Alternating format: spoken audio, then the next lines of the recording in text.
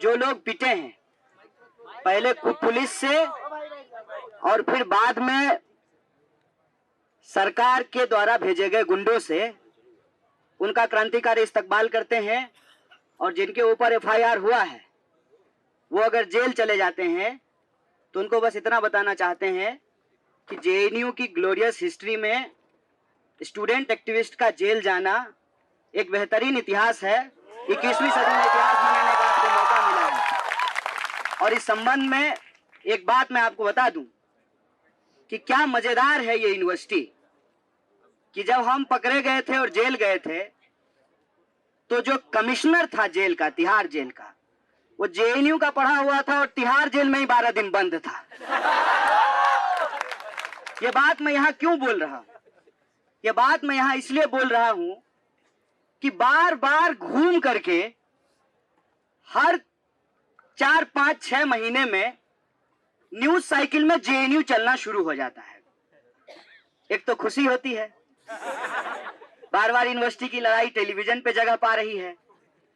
अब कभी कभी तो चले गए कॉमरेड सीताराम, उनको थोड़ा ईर्ष्या भी हो रही होगी कि हमारे जमाने में इतना जेएनयू टेलीविजन पे नहीं दिखाया जाता था।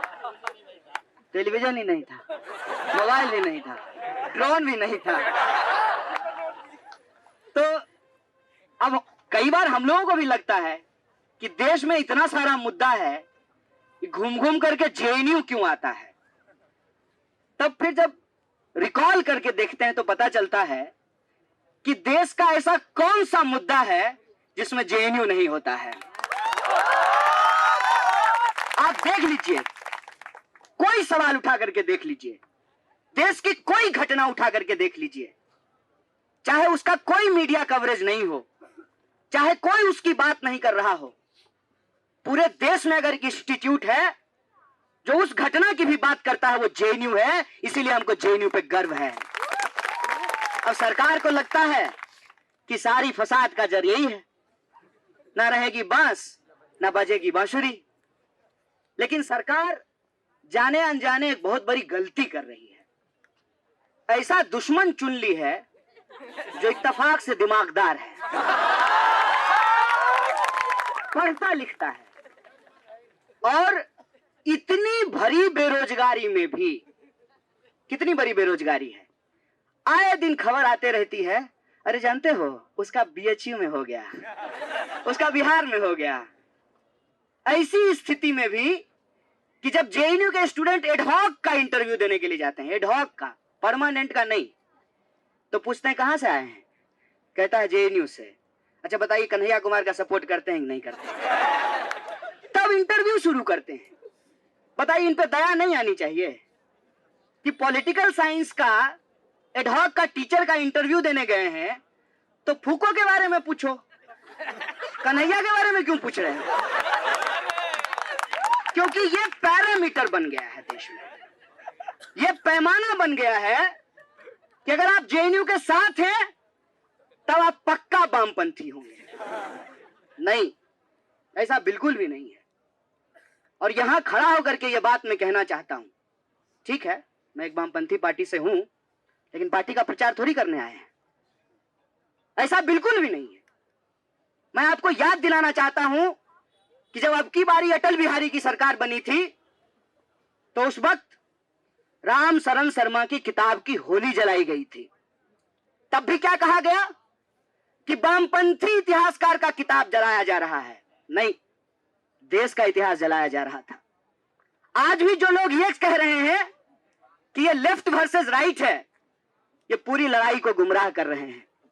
आज की घटना है, अहमदाबाद में, गुजरात में, मोदी जी के राज्य में तो कम से कम लेफ्ट नहीं है, होगा कहीं थोड़ा बहुत, लेकिन लार्जली तो नहीं है ना। आज अहमदाबाद की सड़कों पर एनएसयूआई के स्टूडेंट को दौरा दौरा के बीयूपी के लोगों ने पीटा है। वहां तो लेफ्ट नहीं था। मैं इस बात पे जोर दे करके क्यों बोल रहा हूं? क्योंकि एक फ्रेज जेएनयू में अक्सर बोला जाता है, if everything is not right go left. जब चीजें ठीक नहीं है और आप उस पर सवाल पूछेंगे तो आपको पेंट कर दिया जाएगा। पहले वामपंथी कह करके पेंट किया जाता था, आजकल नए नए शब्द गढ़े गए हैं, टुकड़ा टुकड़ा गैंग, और मुझे उसका सरगना कहा जाता है। अव्वल तो बात यह है कि अब मैं इसको बदनामी के तौर पे नहीं लेता हूं, मैं इसको पुरस्कार की तरह अपने माथे पे लेके चलना चाहता हूं। और फिर कहता हूं कि सुनो भाई साहब, गलत पंगा लिए हो, बिल्कुल गलत पंगा लिए हो। यूनिवर्सिटी ठीक से चुन लेते। हमको आपके दिल का बात मालूम है कि आप जेएनयू पे हमला इसलिए कर रहे हैं क्योंकि आपके दिल में जियो बसता है। जियो यूनिवर्सिटी वो ऐसी यूनिवर्सिटी है जो अभी तक नहीं बनी है, जिसकी दीवारें नहीं है, जहां गार्ड भी नहीं है कि गार्ड की सहमति से रॉड लेकर के कैंपस में घुसा जा सके, क्योंकि कैंपस ही नहीं है। वो यूनिवर्सिटी ऑफ एमिनेंस है, और वो जब यूनिवर्सिटी ऑफ एमिनेंस है तो जिसको हर साल राष्ट्रपति पुरस्कार देना पड़ता है, कितना भारी मन होता होगा कि भाई रोज इस यूनिवर्सिटी के खिलाफ ट्वीट करते हैं, हर बार बेस्ट यूनिवर्सिटी का पुरस्कार ले जाता है। ऐसा लगता होगा हाँ इसमें तो मेरा हक था, ये जेएनयू वाले उठा ले गए। और ये जेएनयू से नफरत एक यूनिवर्सिटी से नफरत नहीं है, एक विचारधारा से नफरत नहीं है। देश कैसा होना चाहिए उस देश की परिकल्पना से इनको नफरत है। और वो देश, जिस देश में लड़के से ज्यादा लड़कियां पढ़ सकें, है ना आपका जेएनयू ऐसा? है ना हमारा जेएनयू ऐसा? बोलिए बोलिए, मैं यहां से खड़ा होकर के बोलता हूं, देश की किसी यूनिवर्सिटी में रात को 12 बजे अकेले लड़की लाइब्रेरी से निकल करके सुरक्षित, सेल्फ डिफेंस में एसिड नहीं पास में रखना पड़ेगा। एबीवीपी की एक लड़की बोली कि सेल्फ डिफेंस में एसिड रखे थे, तो बोले जब अटैक करेंगे तो अब क्या करेंगे, अभी मिसाइल लेकर के चलेंगे। सुरक्षित अपने हॉस्टल तक जा सकती है। ये कॉन्फिडेंस है आपको दिल्ली के बाहर की सड़कों पर? बोलिए, पीएमओ के सामने रात को 12 बजे अकेले घूमिएगा, जहां मोदी जी रहते हैं, जो बेटी बचाओ बेटी पढ़ाओ का नारा देते हैं, उनके घर के सामने से गुजरिएगा जहां ये ड्रोन ऑल द टाइम घूमते रहता है। ये कॉन्फिडेंस है ना? इस देश के भीतर, बगल में मेरे साथ रामा खड़ा था, ये रहा, पूछ लीजिए इसके पिताजी क्या करते हैं। मेरी मां सिर्फ आंगनवाड़ी में नहीं काम करती है। इस कैंपस के 40% स्टूडेंट ऐसे हैं जो मजदूरों, किसानों, गरीबों के बच्चे हैं, उनकी पढ़ाई के अधिकार के खिलाफ हैं ये लोग। ये यूनिवर्सिटी पे हमला टुकड़े टुकड़े गैंग कह करके जब बोला जाता है तो इस एक शब्द के साथ उस देश की परिकल्पना के ऊपर हमला किया जाता है, जिस देश की परिकल्पना में आज भी रोहित वेमुला को पढ़ने का अधिकार नहीं है, और उसकी जातिगत पहचान के चलते अगर उसको फांसी लगानी पड़ती है तो हम नहीं मानते हैं आपकी इस परिकल्पना को, और वो स्वीकार करते हैं आपकी इस परिकल्पना को। यहां खड़ा होकर के कहते हैं टुकड़े टुकड़े गैंग। हाँ जी बोलिए ना, आपके देश में जहां आप औरत और मर्द के बीच में भेद करना चाहते हैं, जहां आप अगड़ा और पिछड़ा का लड़ाई लगाना चाहते हैं, जहां आप फिर से नए तरीके का छुआछूत हमारे ऊपर थूपना चाहते हैं, जहां आप फिर से एकलव्य का पढ़ने का अधिकार और उसका अंगूठा नहीं उसका सर फोड़ना चाहते हैं, तो हम आपका टुकड़ा टुकड़ा करेंगे। ऐलान करते हैं यहां से खड़ा होकर के, बोलिए।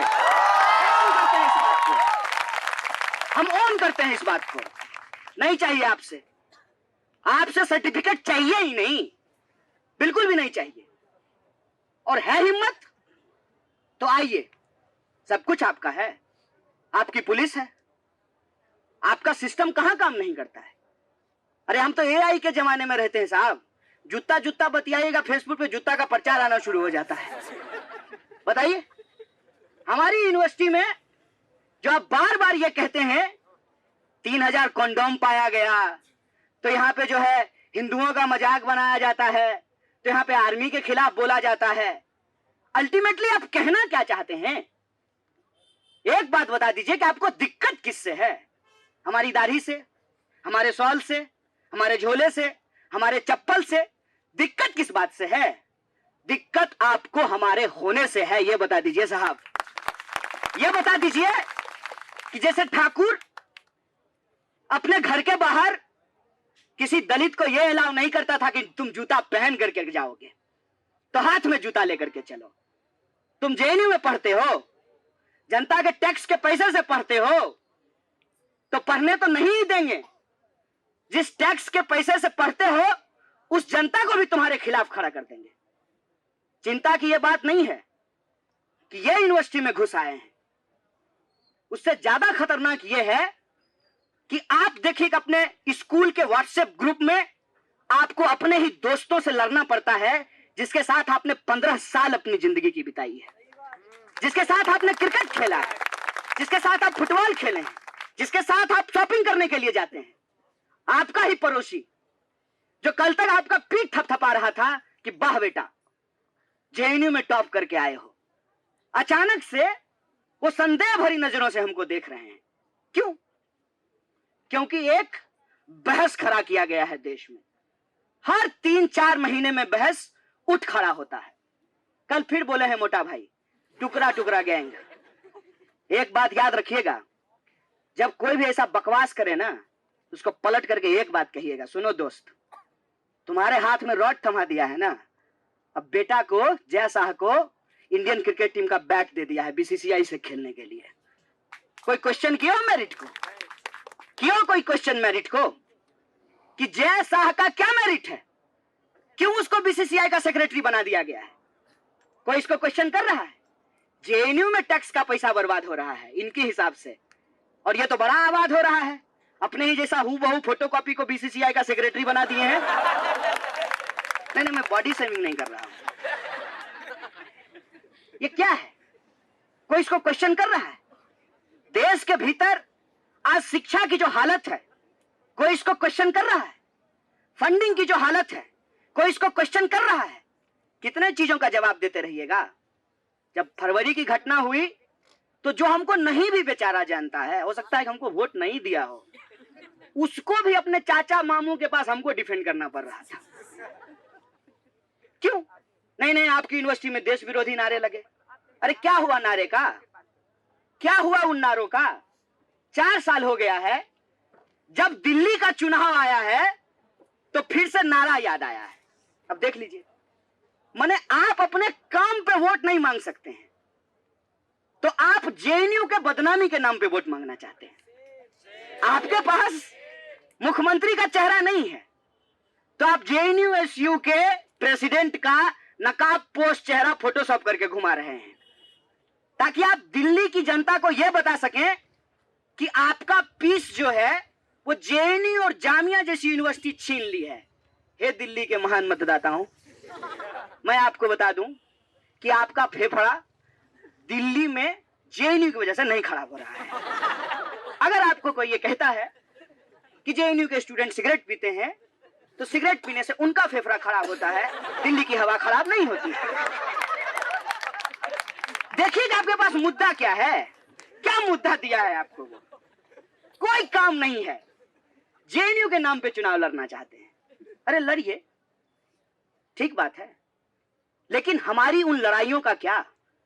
मैं आपको याद दिला दूं कि जिस फरवरी में तथाकथित नारेबाजी की बात होती है, उसी फरवरी में रोहित वेमुला को न्याय दिलाने का एक आंदोलन चल रहा था।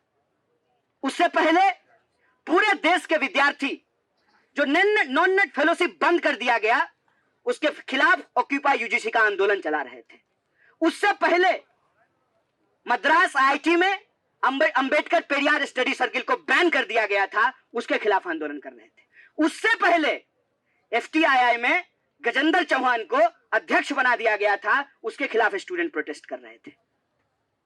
और ये सारी लड़ाइयां जब जेएनयू से आकर के जुड़ती हैं, तो फिर इनको याद आता है कि सारी फसाद का जड़ यही है।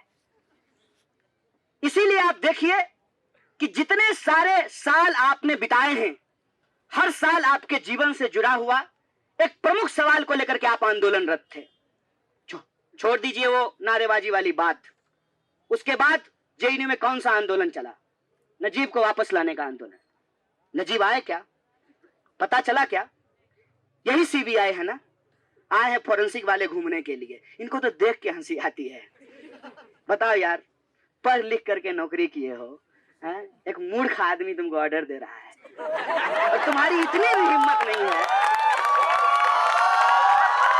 तुम्हारी इतनी भी हिम्मत नहीं है कि तुम कन्नन गोपीनाथ की तरह रिजाइन कर दो कि नहीं करेंगे गुलामी तुम्हारी। बात ये एक बात होती है ना। यही सीबीआई जो है वो क्लोजर फाइल की कोर्ट के अंदर क्या कहा कि नजीब कहां गए पता नहीं कर सकते। ये ड्रोन तब कहां मर गया था? क्या तब एआई काम नहीं कर रहा था? आर्टिफिशियल इंटेलिजेंस तब किसी का व्हाट्सएप नहीं घूम रहा था? तब किसी का व्हाट्सएप नहीं हैक हो सकता था? तब किसी का कंप्यूटर नहीं हैक हो सकता था? किसको बेवकूफ बनाते हैं? किसको डराते हैं? इस देश की जनता को, इस देश की जनता के खिलाफ खड़ा कर रहे हैं। क्या तर्क था? मैं उस संगठन का नाम नहीं लेना चाहता, ले लें क्या?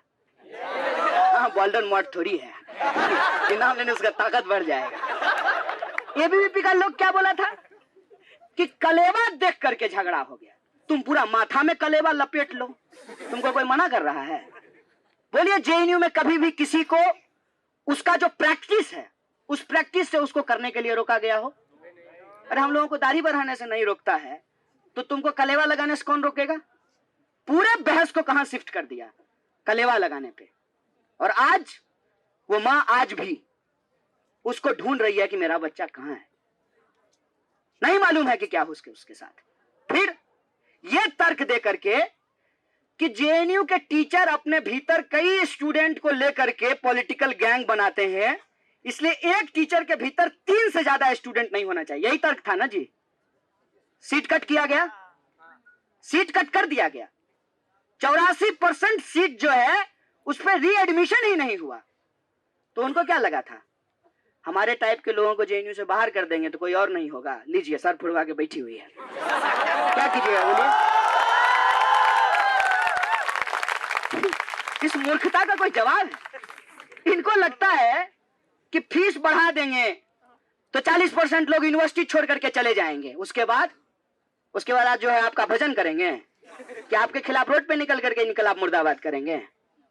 करेंगे कि नहीं करेंगे? करेंगे। यही जरूरी है, यही जरूरी है कि ये सीट कट किए, सीट कट के खिलाफ उतना बड़ा आंदोलन चला, उसके बाद इन्होंने फीस बढ़ा दी। और हम नौकरी वाला बात पे तो बोलेंगे नहीं। नौकरी का हालत ये हुआ है, एबीवीपी को देख करके हमको लिटरली दया आने लगा है। हमको लगता था कि यार तुम्हारा वैल्यू ही बाहर में इसलिए है कि तुम जेएनयू के एबीवीपी हो, तुमको अंग्रेजी बोलनी आती है। You know what's the problem in JNU? You can talk like this. तुम डंडा उठा लिए, तुम रॉड पकड़ लिए, खुद पकड़े भी नहीं पकड़े, रॉड वाले को कैंपस घुसा लिए। तो अब तुम्हारा वैल्यू करेगा? कहेगा भाग। कौन बात का इंटेलेक्चुअलिटी? बचाने के लिए हम आते हैं गुंडागर्दी करने के लिए, तो अब तुमको ज्वाइंट सेक्रेटरी का पोस्ट नहीं देंगे दिल्ली स्टेट।